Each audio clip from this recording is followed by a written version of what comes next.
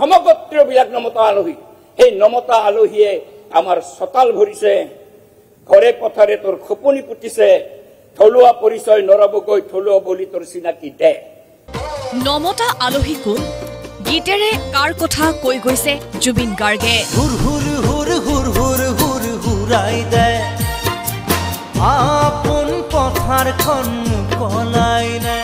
অসম বিধানসভাৰ শীতকালীন অধিৱেশনৰ প্ৰথমটো দিনতে বিষয়টো সদন পালেগৈ। সদনত নমতা আলহীক লৈ মুখ্যমন্ত্ৰীৰ মন্তব্যৰ বিপৰীতে ব্যাখ্যা বিৰোধীৰ।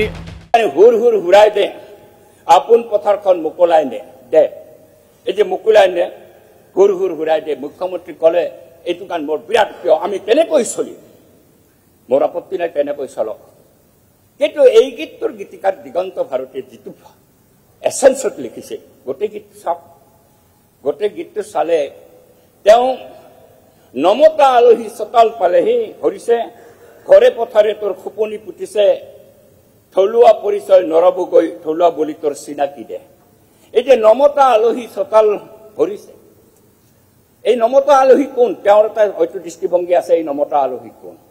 আমাৰো এটা দৃষ্টিভংগী আছে, নমতা আলহী কোন? কোন নমতা আলহীয়ে অসমৰ চতাল ভৰিছে? নমতা আলহী হেনো অসম চৰকাৰৰ এজন মন্ত্ৰী। কাকো বুজাই ক'ব নালাগে যে তেওঁ আন কোনো নহয়, মন্ত্ৰী অশোক সিংহাল। জুবিন ক্ষেত্ৰৰ কাষতে মাটি দখলৰ অভিযোগ উঠিছে মন্ত্ৰী অশোক সিংহালৰ বিৰুদ্ধে।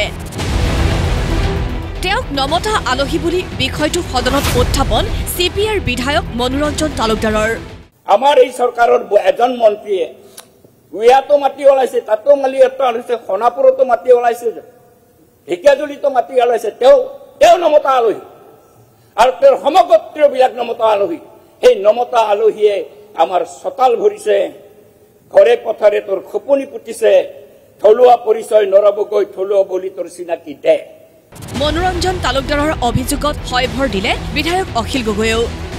অখিল গগৈ হেনো চৰকাৰী বিষয়াই জনাইছে কথাটো। জুবিন ক্ষেত্ৰৰ কাষতে 29 বিঘা মাটি দখল কৰিছে মন্ত্ৰীজনৰ পৰিয়ালে। মাটিটো দখল কৰাটো হয়, SDCও কৈছে মোক, DCও কৈছে। তেওঁ আমাৰ জুবিন গাৰ্গৰ সমাধিস্থলৰ জুবিন ক্ষেত্ৰৰ 29 বিঘা মাটি অশোক সিংহালে দখল কৰাটো হয়। তেওঁ কোনটো ঠাইত দখল কৰিছে য'ত নন কেডেষ্ট্ৰিয়ান মানে আপোনালোকে জানে, য'ত এতিয়ালৈকে মানে হেৰিয়ে খোৱা নাই, কি কয় মেপে খোৱা নাই, শিকলিয়ে পেলোৱা নাই, জোখ খাই নাই, সেই মাটিত কেতিয়াও পট্টা থাকিব নোৱাৰে।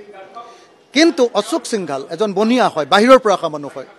সেই মানুহজনে তাৰ মানে স্থানীয় যিসকল আপোনাৰ জনজাতি লোক, তেওঁলোকক ঠগি মেলি কম পইচা দি তেওঁলোকৰ পৰা মাটিখিনি লৈ মনে মনে ৰেজিষ্টাৰ অফিচত মাটিখিনি ৰেজিষ্টাৰ কৰিছে। অখিল গগৈৰ হুংকাৰ, অশোক সিংহালক মাটি ল'বলৈ দিয়া নহ'ব, প্ৰয়োজন হ'লে কঠোৰ পদক্ষেপ লোৱা হ'ব। তেওঁৰ মাটি দৰকাৰ হ'লে অসমৰ ৰাইজে দখল কৰি পেলাব, কিন্তু কেতিয়াও জুবিন ক্ষেত্ৰত অশোক সিংহালৰ নিচিনা বনিয়া এনেকৈ অসমৰ মানুহক ঠগবাজ কৰি মাটি দখল কৰিবলৈ দিয়া নহ'ব আৰু নহ'ব। মন্ত্ৰী সিংহালৰ বিৰুদ্ধে উত্থাপিত অভিযোগ সন্দৰ্ভত সৰব হ'ল AIUDFৰ বিধায়ক আশ্ৰাফুল হুছেইনো।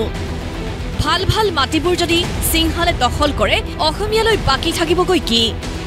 প্ৰশ্ন বিধায়কজনৰ। আজি ঢেকিয়াজুলিত ওলাইছে, জুবিন ক্ষেত্ৰৰ কাষত ওলাইছে, আৰু ক'ত তেওঁলোকৰ নাই। হয়, তেওঁলোক ব্যৱসায়ী মানুহ, কিন্তু বহিৰাগতই যদি অসমীয়া মানুহৰ মাটি এই ধৰণে সব ভাল মাটিবিলাক যদি লৈ লয়, অসমীয়া মানুহৰ হাতত কিনো থাকিব? তো গতিকে অসমীয়া মানুহৰ স্বাৰ্থ সুৰক্ষা হোৱাকে যি ব্যৱস্থা চৰকাৰে ল'ব লাগে সেই ব্যৱস্থা লোৱা উচিত আছিল, কিন্তু এই বহিৰাগত বনিয়াৰ ক্ষেত্ৰত চৰকাৰে লোৱা নাই। বিষয়টোক লৈ সদনত প্ৰতিক্ৰিয়া মুখ্যমন্ত্ৰীৰ। মন্ত্ৰীজনক ৰক্ষণাবেক্ষণ দি মুখ্যমন্ত্ৰীৰ দাবী, অশোক সিংহালৰ নাম লৈ জুবিন গাৰ্গৰ বিষয়টোক অন্যফালে নিয়াৰ চেষ্টা কৰিছে বিৰোধীয়ে। হুৰ হুৰ হুৰাই দে, জনাদেশটো কি শব্দ? অশোক সিংহাল বনিয়াৰ জনাদেশ আছে? জনাদেশ কাৰ আছে? জনাদেশ সেইসকলৰ আছে যোনে অসমৰ ফৰেষ্টত 46 লাখ বিঘা মাটি দখল কৰি আছে। জনাদেশৰ কথাই বনিয়াক নুবুজায়, মোক অসমীয়া কথা শিকাব প্ৰয়োজন নাই। তাৰমানে অশোক সিংহালক জুবিনদাৰ মাটি ল'বলৈ দিব, অশোক সিংহালক জুবিন গাৰ্গৰ মাটি ল'বলৈ দিব। এতিয়া তেওঁলোক কলৈকে আহিছে? চব সকলৰ কথাটো ক'ত জুবিন